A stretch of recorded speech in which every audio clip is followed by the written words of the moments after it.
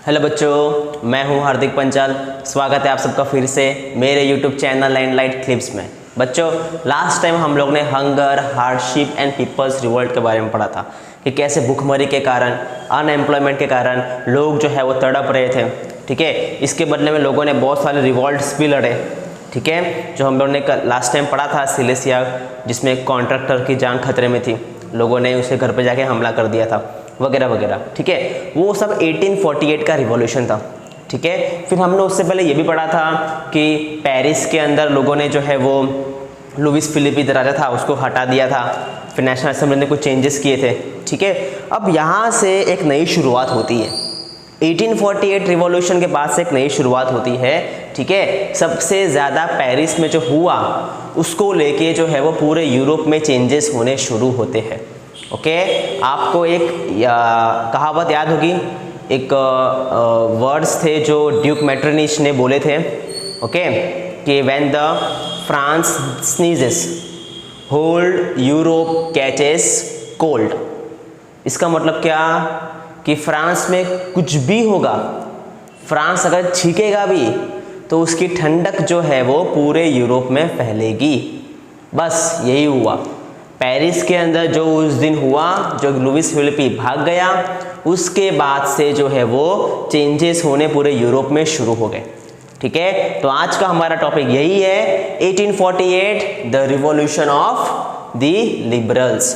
अभी तक हम लोग ने जो है वो नॉर्मल पीपल की बात की थी। ठीक है, कंजर्वेटिव्स की बात कर ली हम लोगों ने। ठीक है, अभी हम लिबरल्स की बात करते हैं। ओके, लिबरल्स मतलब जो ऐसे लोग जिनकी सोच होती है एक फ्री स्टेट बनाने की। ठीक है, मोस्ट ऑफली इसके अंदर जो है वो मिडिल क्लास लोग आते हैं। ठीक है, जो पेशे से लॉयर होते हैं। ठीक है, या फिर स्कूल टीचर्स, प्रोफेसर्स, या छोटे मोटे बिजनेसमैन होते हैं, मतलब मिडिल क्लास लोग, इतने पुअर नहीं ना इतने अमीर लोग हैं वो। ठीक है, अब ये रिवॉल्यूशन छेड़ते हैं। ठीक है, ये रिवॉल्यूशन छेड़ते हैं, कैसे छेड़ते हैं आप दिखाता हूं। ओके, तो क्या लिखा है यहाँ पर, इन 1848 the educated middle class had read the revolution. Okay, Paris में जो हुआ उसके बाद उसकी जो हवा है पूरे यूरोप में फैलना शुरू हो गई। ठीक है, बस यहाँ पे ही जो है वो मिडिल क्लास लोगों ने उस चीज का फायदा उठाया। ओके, समझ में आया। तो क्या हुआ यहाँ पर, फरवरी महीने की बात है, 1848 में क्या हुआ, France had brought abdication to monarch and republic based on universal male suffrage. हमने देखा कि फ्रांस के अंदर क्या हुआ था, मोनार्की को हटा दिया गया, लुइस फिलिपी भाग गया। ठीक है, और वो लोग ने यूनिवर्सल मेल सफरेज को भी जो है वो रिकंसिडर किया था। पहले 25 इयर्स की एज वाले जो लड़के होते थे, मेल होते थे, उनको ही वोट देने का अधिकार था। अब भी ऐसा कुछ नहीं है, अब भी नया चेंज क्या हो गया है, 21 इयर्स वाले जो लड़के हैं, मेल है, उनको वोट देने का अधिकार है। ठीक है, समझ में आया। जो हमने पिछले पार्ट में डिस्कस किया था, बस वही चीज यहाँ पे लिखी गई है। ठीक है, कि फ्रांस ने जो है वो एबडिक्ट किया, मोनार्क को निकाल दिया और कुछ चेंजेस कर दिए अपने नेशनल असेंबली में। ओके, समझ में आया। उसके बाद क्या हुआ, सेम चीज उसका असर जो है वो आपको जर्मनी, इटली, पोलैंड, ऑस्ट्रिया और हंगरी, ठीक है, इन सब में देखने मिला। यहाँ के मिडिल क्लास लोगों ने कंबाइन किया अपने ग्रुप को, यूनिटी फैलाई। ठीक है, और उन्होंने डिमांड की, किसकी डिमांड की, कॉन्स्टिट्यूशनलिज्म। किसकी डिमांड की, कॉन्स्टिट्यूशन। ठीक है, कॉन्स्टिट्यूशन की डिमांड की। ओके, कि हमको भी जो है वो राजा का रूल नहीं चाहिए, राजा होगा ठीक है लेकिन सारी पावर उसके हाथ में नहीं होगी, हमको नेशनल असेंबली चाहिए। ओके, इसके लिए वो लोग ने जो है वो नेशनल यूनिफिकेशन का एक आइडिया निकाला। ओके बच्चों, समझ में आया। तो हम यहाँ पे मोस्ट ऑफली जो है वो जर्मन की बात करने वाले हैं। ठीक है, जर्मन की बात करने वाले हैं। तो क्या होता है यहाँ पर कि एक जर्मन की ग्रुप होती है, जर्मन पॉलिटिकल एसोसिएशन। ठीक है, जर्मन की एक ग्रुप होती है, जर्मन पॉलिटिकल एसोसिएशन। क्या करते हैं वो, उनके अंदर कौन से लोग होते हैं, पहले मिडिल क्लास। कौन से middle class, professionals. Okay, businessman होते हैं, ये बिजनेसमैन है। ठीक है, आर्टिशंस हैं, ये इस ग्रुप के अंदर इतने सारे लोग होते हैं, मैंने आपको बताया, ठीक है, कि लॉयर्स होते हैं, प्रोफेशनल्स होते हैं, बिजनेसमैन होते हैं, आर्टिशंस होते हैं, ठीक है। ये सारे लोग इकट्ठा हुए एक जगह पे, और कहा वो लोग सब पैदल जा रहे। कहाँ जा रहे हैं पैदल? तो वो जा रहे हैं Frankfurt parliament convent in church of ST Paul. Okay, कि वो लोग सब मार्च करके एसटी पॉल चर्च के अंदर जा रहे हैं फ्रैंकफर्ट पार्लियामेंट कन्वेंट करने। ओके, समझ में आया? एक पार्लियामेंट डिसाइड करने कि भाई अभी से जो है वो जर्मनी में क्या क्या नए रूल्स लाने हैं। किंग तो था ही, जर्मन देश आज़ाद नहीं हुआ था, वहाँ के जो मिडिल क्लास लोग थे वो अपने ग्रुप इकट्ठा करके एसटी पॉल चर्च के अंदर इकट्ठा हुए थे। ओके, और पार्लियामेंट के अंदर क्या क्या चेंजेस करने हैं, कौन से नए कानून करना है, कब बनाने हैं, वो सब डिस्कस कर रहे थे, मतलब बगावत कर रहे थे राजा के खिलाफ। ओके, कौन से लोग थे? लिबरल्स लोग थे। ओके बच्चों, समझ में आया? चलो, अब ये बात जो है उन्होंने अभी ये सब आपस में एक ग्रुप इकट्ठा होंगे, मान लो ज़्यादा पब्लिक होगी, लेकिन किसी बड़े इंसान का हाथ नहीं रहेगा ना ऊपर, तब तक ये भी कुछ नहीं कर पाते। ये बात इनको पता थी, जो ये ग्रुप था ना, जर्मन पॉलिटिकल एसोसिएशन, जितने भी इसके अंदर लोग थे सबको पता थी हम जा तो रहे हैं एसटी पोल के अंदर, चर्च के अंदर, ठीक है, हम पार्लियामेंट मतलब फ्रैंकफर्ट पार्लियामेंट हम बगावत तो कर रहे हैं, ठीक है, लेकिन जब तक हमारे सिर के ऊपर किसी बड़े इंसान का हाथ नहीं रहेगा ना, तो हमारे आइडियाज कभी सक्सेसफुल नहीं होंगे।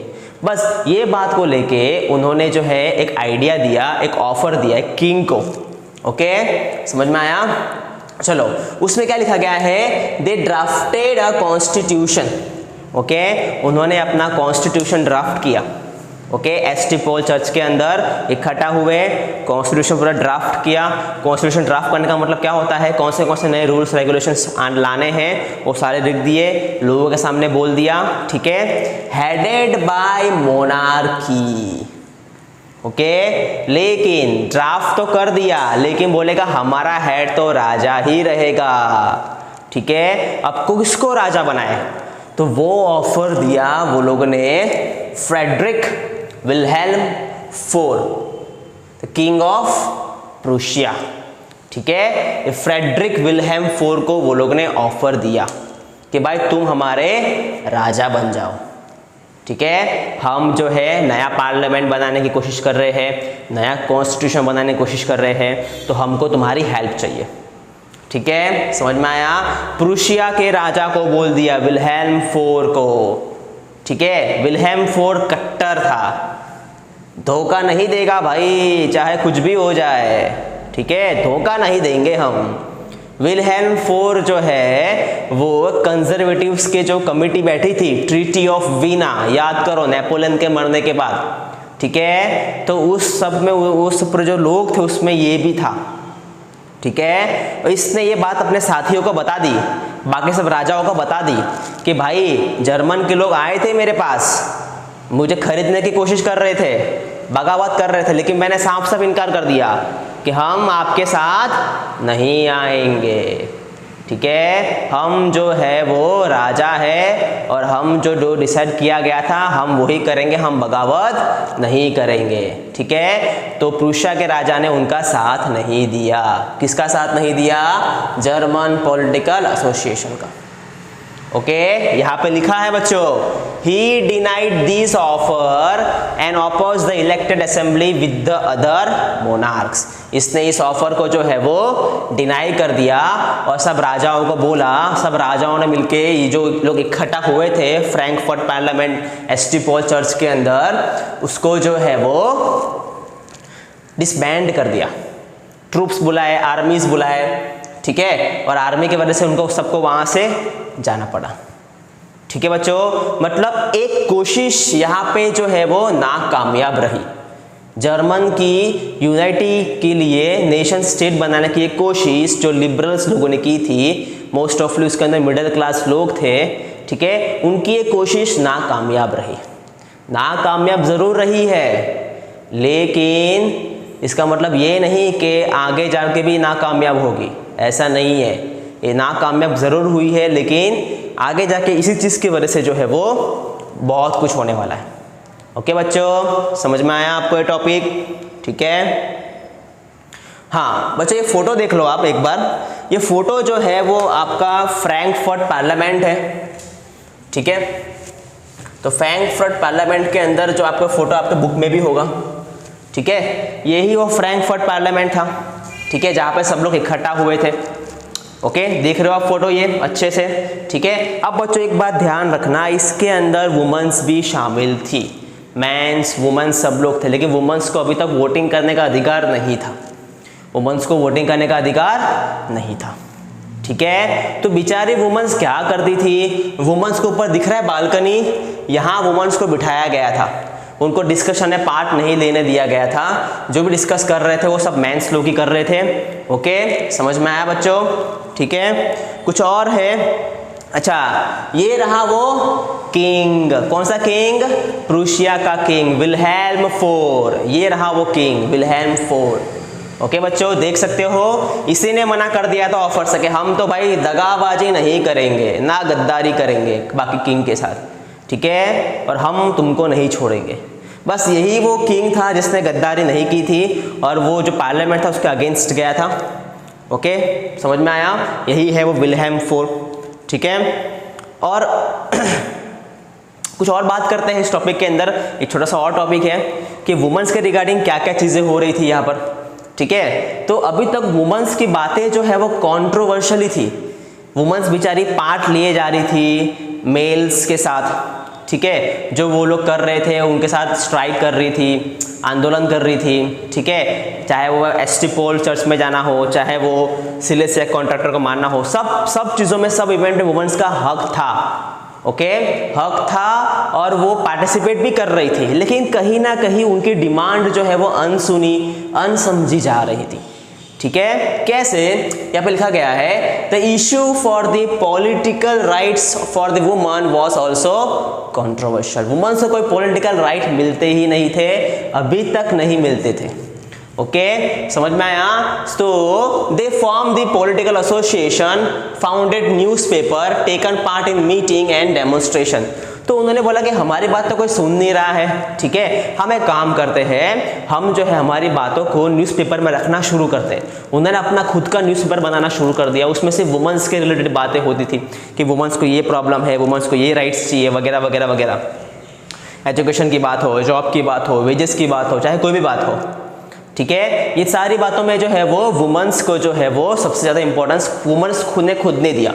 ओके, वो लोगों ने पार्टी मीटिंग में जाना शुरू कर दिया। ठीक है, मीटिंग करने लगे सारी वुमेन्स आपस में। ठीक है, समझ में आया? ये सब होने के बावजूद भी ये सब को कर रहे थे मेल्स, बहुत सारे अपने जो है वो जो यूनिफिकेशन की बात कर रहे थे, लिबरल्स है, कंजर्वेटिव्स है, उन सब का हेल्प भी कर रही थी वो। लेकिन कहीं ना कहीं जो है वो उनकी राइट डिनाइड हो रही थी। यहाँ पे लिखा गया है but despite this they denied suffrage in national assembly in S T Paul church. Okay, उनको जो एसटी पोल के अंदर जो वोटिंग हुई थी, जो कॉन्स्टिट्यूशन ड्राफ्ट किया गया था, उसमें वुमन का कोई रोल नहीं था। उनको पूछाया नहीं था। ठीक है, समझ में आया? ये सारी चीज़ें हो रही थी। ठीक है, अब एक बात ध्यान रखना, पेरिस में जो हुआ, ठीक है, पेरिस में क्या हुआ? लुइस फिलिप को भगा दिया और नेशनल असेंबली फॉर्म हो गई, रूल्स चेंज हो गए। उसके बाद जर्मन के लोगों ने कोशिश की कि भाई हम भी ऐसा करते हैं, जो पेरिस में किया हम भी ऐसा कर सकते हैं। उन्होंने ऑफर भी दिया राजा को, विल्हेल्म IV, जो प्रूशिया कर रहे थे, कि आप हमारे राजा बन जाओ। ठीक है, हमारी डिमांड्स इतनी है, बाकी ये संभालो आप और हमारा राजा बन जाओ। लेकिन विल्हेल्म IV ने ऐसा नहीं किया, गद्दारी नहीं की। और विल्हेल्म IV ने अपने सारे किंग को बता दिया कि भाई जर्मन के लोग ऐसा ऐसा कर रहे हैं। बस ये सारी बातें अभी जर्मन के बाद और बहुत सारे देश है, ऑस्ट्रिया है, ठीक है, डेनमार्क है, ठीक है, फिर हंगरी है, ये सारे लोग बगावत ना कर दे। इसलिए जो ये राजा लोग थे, ओके, जो मोनार्क्स थे, उनको समझ में आ गया भाई धीरे धीरे बगावत शुरू हो गई है। अगर हमने अब भी कुछ नहीं किया ना तो ये धीरे धीरे सब कंट्री हमारे अगेंस्ट चली जाएगी। बस यही शुरुआत होती है। Monarchs were realizing that cycle of revolution and repression could only be ended by granting concession। उनको लगा तो बगावत करना शुरू कर दिया है, कुछ ना कुछ तो करना पड़ेगा। तो उन्होंने बोला काम करते, छोटी मोटी डिमांड उनकी पूरी कर देते, जो मांग रहे छोटी मोटे उसको दे देते। बस उन्होंने कंसेशन देना शुरू कर दिया। ठीक है, क्या किया वो लोग ने, 1848 monarchs had begun to make some changes, कुछ चेंज करना वो लोगों ने शुरू किया। क्या चेंज किया, serfdom and bonded labours were abolished in Habsburg and Russia. Okay, जो सर्फडॉम था, मैंने बताया था सर्फडॉम का मतलब क्या, तो पूरी प्रोसेस को ही जो उन्होंने एबोलिश कर दिया। और बॉन्डेड लेबर, बॉन्डेड मतलब किसी को जबरदस्ती काम नहीं कराया जा सकता किसी भी खेतीबाड़ी के अंदर या कोई भी चीज के अंदर, वो सब एबोलिश कर दिया गया। सब लोग मतलब नॉर्मली इन दो लोगों को फ्री कर दिया गया। ठीक है, ये बातें जो है वो डर गए थे मोनार्क्स, इसलिए उनको ये करना पड़ा। ओके बच्चों, समझ में आया। तो बस ये था कि जर्मनी ने जो है वो एक कदम उठाया था, जो फेल हो चुके थे वो लोग, लेकिन कहीं ना कहीं जो है वो आगे सक्सेसफुल होने वाले थे। ओके बच्चों, समझ में आया। मिलते हैं नेक्स्ट टॉपिक के ऊपर।